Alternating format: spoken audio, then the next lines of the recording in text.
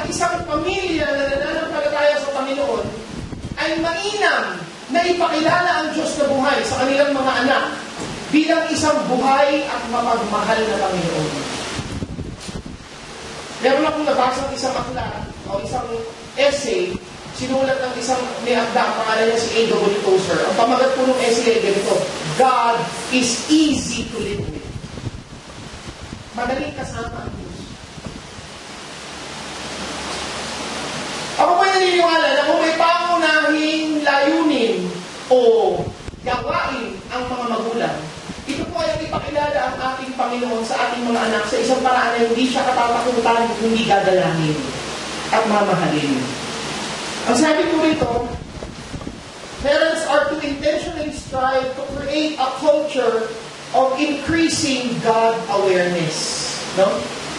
Kailangan po sa ating pagpapalaki ng ating mga anak, maunawaan nila na ang ating Diyos ay buhay at kasama natin sa araw-araw. Kailangan ipaunawa natin sa kanila na yung masarap na pagkain na nasa ating hapagkainan ay biyaya ng Diyos.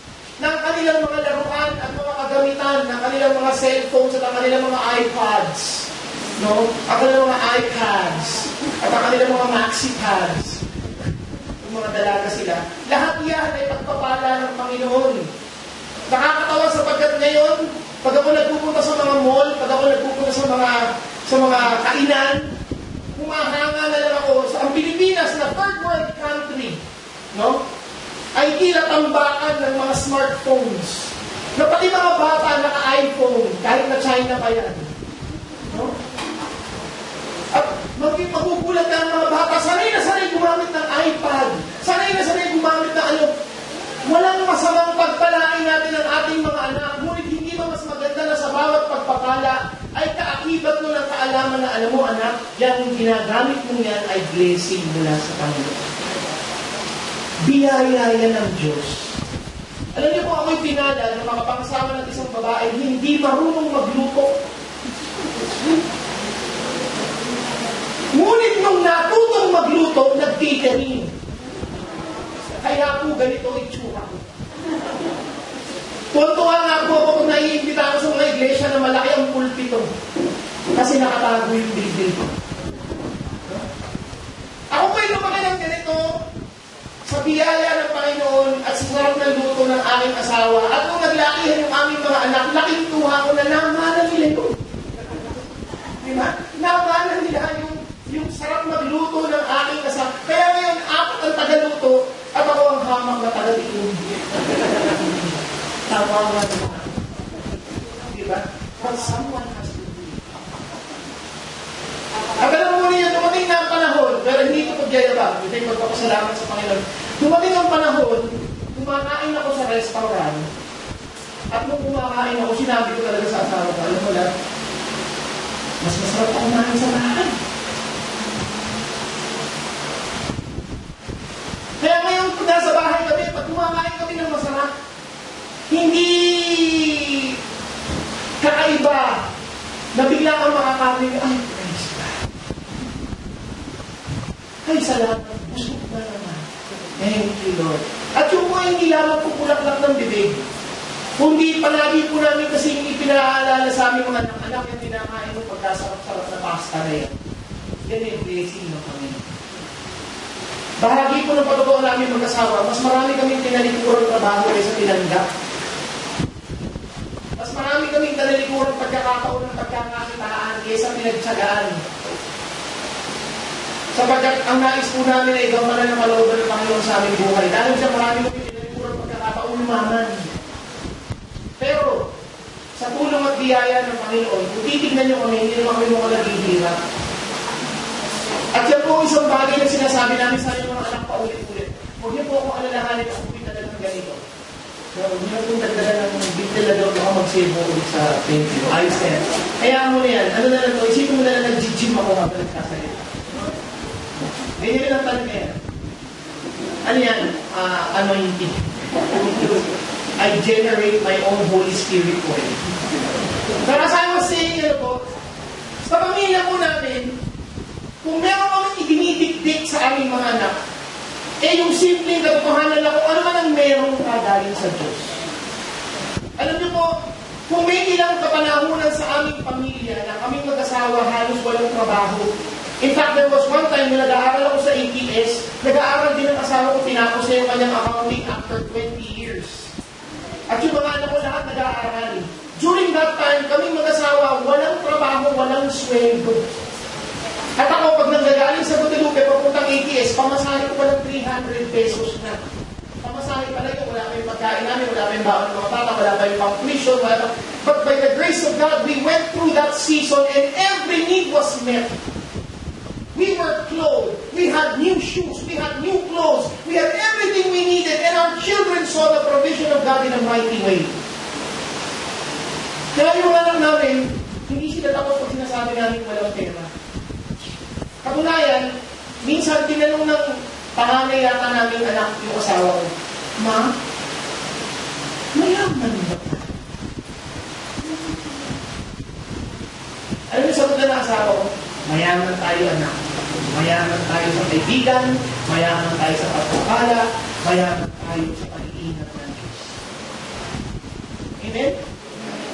Napakahirap po kasi na sa ating kultura ngayon, kadalasan ang pagpapalaki sa mga anak, ganito, anak, mag-aral ka ng mabuti para paglaki mo, maganda trabaho mo, kikita ka ng pera mo, pagpunta sa kanan na.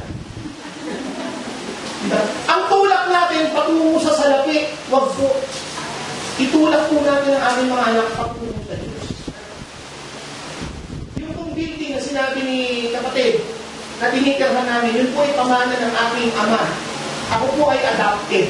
No? Hindi ko po kilala yung mga magulang. Yung pong magulang na nag-ampun sa akin, minahal ako bilang tunay na anak. At sa pagsisikap at pagpupunyagi ng aming ama, nakapag-iwan siya ng isang gusali na ngayon tinitirhan ng kanyang mga anak, mga kapot, mga kapot sa bubod. Kasama na po kami mag-asawa ng aming mga anak. At kita-kita ko ng mga anak namin, ang resulta ng isang buhay na mainam na pinagplanuhan at pinag-impukan, no? At sinasabi na sa mga anak, kita nyo nung building na to, ha, papana ko ng lolo ninyo sa amin. Ngayon, kami ng nanay nyo, wala kami ipapamana sa inyo. Maliban dito, ang ipapamana namin sa inyo ay ang aming Panginoon. Sapagat mula nung ako'y binigay ng aming mga magulang para ipaampun, hanggang ngayon, hindi pa ako pinababayaan ng aking Diyos. Kaya alam ko na pag hinana ninyo ang aking Panginoon, hindi na rin kayo pababayaan. We need to create a very natural awareness of God in the minds and hearts of our children. So that God is not a stranger. God is not somebody that we are afraid of. But rather, God is a good friend and a loving Father to whom we will run first instead of last. Karamihan kasi ng mga tao, lalapit muna sa kaibigan, sa kamag-anak, sa Bombay, bago mananalangin. Kinakailangan maipasa natin sa ating mga anak ng isang buhay na pananampalataya na may tatanong sa kanilang isip, may suliranin ka ba, may pangangailangan ka ba, lumapit ka sa Diyos, hindi na papabayaan. Amen? Pangalawa po, in a family where God is central, it is not surprised that God is loved. Ang sabi po dun sa verse, you shall love the Lord your God with all your heart, with all your soul, and with all your mind. Pansinin po natin na minsan nagbigyan ang Panginoon ng isang utos, at ang utos na yan ay hindi, you shall obey.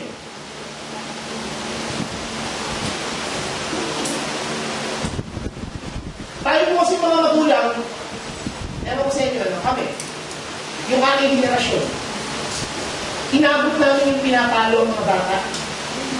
At inabot namin yung panahon na pinapalo ang mga bata kung saan tamaan.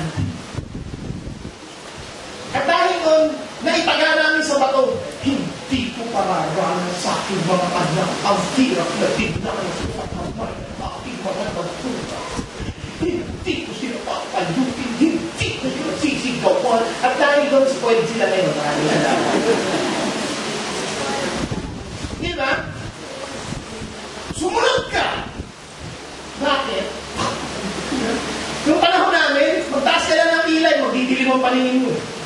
Hindi sa galit, kundi dahil sa lakas ng hampas sa'yo. Di ba? Magtataas ka pala ng boses, bituin, kadiliman, iwan. Pinalo ka Lunes, Webis ka nababang. Di ba? Magaling na yung bukol mo. Ngayon yung mga bata, nagsasalita ka pa lang, nauna pa magtaas ang boses sa'yo.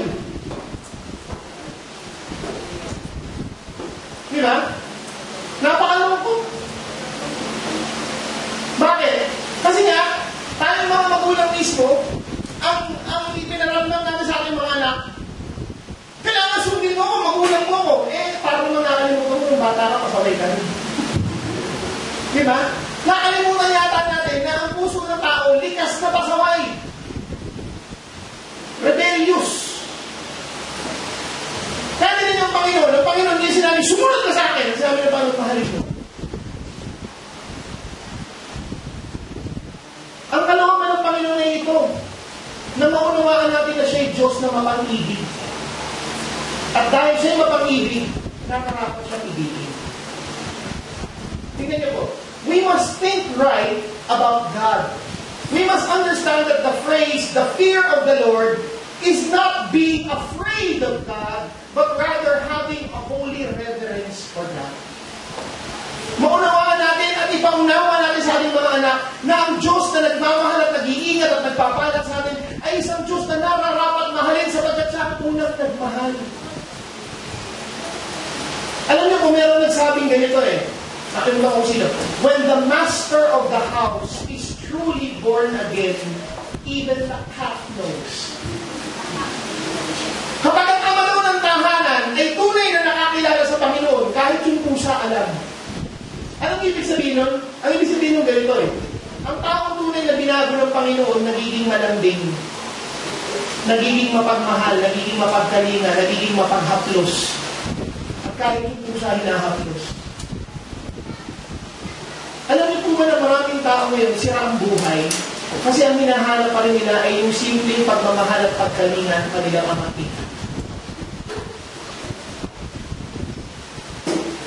At ang malungkot naman ito, kaya yung kanilang mga amang-ina hindi marunong magmahal at kumalinga sapagkat wala lang silang naranasang pagmamahal at kalinga mula sa kanilang mga magulang. Isipin mo rin ito, ako'y lumaki na ampon. At ang pamilya umupon sa akin ay puro mga mistiso.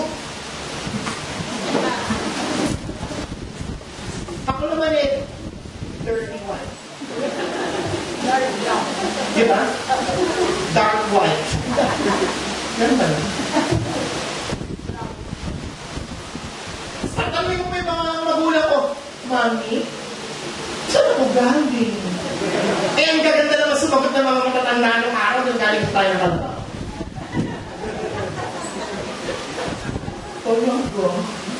Kaya ba ako brown? Makukonsumik Pero alam po ninyo, nung ako'y nakakilala ko sa Panginoon dahil minsan may nagsabi sa akin ganito, JC, alam mo bang may nagmamahal sa iyo bilang ikaw? Somebody loves you just as you. And I'll tell you the truth, to this day, I remember that simple statement because it was the one statement that turned my understanding of God around. For the first time, I was confronted with the reality of a person who did not want me to become something before He loved me. He loved me as I was. And that was what made the gospel attractive to me. Yung kung nagpang-amin sa akin sa mabuting balita, malaman ko na, ito mahal pala sa akin kahit maitim ako. Kahit pilay ako. Kasi alam niyo naman, hindi lang Pilipino, di ba? Mapanlibak yan Oo. Kung yung kantahan ka ng kapatid ng Shupi na idol, bother me. Diba? Tapos, alam mo naman tayo mga Pilipino, lahat naman tayo kayo manggi. Pag medyo may dumilim na ng konti yung sakurado Negro. Tawagin man lang ako, Blackie. Pero biro, may aso kami pangalang Brownie. Hindi may aso Brownie. May nakakatawang pag-usapan ngayon yan. Pero kung ikaw yung inaabot nung kanlilibak na yun, medyo nakakadugog ng puso yun. Pero alam po ninyo, nung nalaman ko na ang Panginoong Diyos na lumikha ng langit at lupa, ay nakikita ako at tinatanggap ako sa kabila ng madilim kong balat at sa kabila ng aking iga-iga lakad. Nagkaroon ako ng bagong pananaw at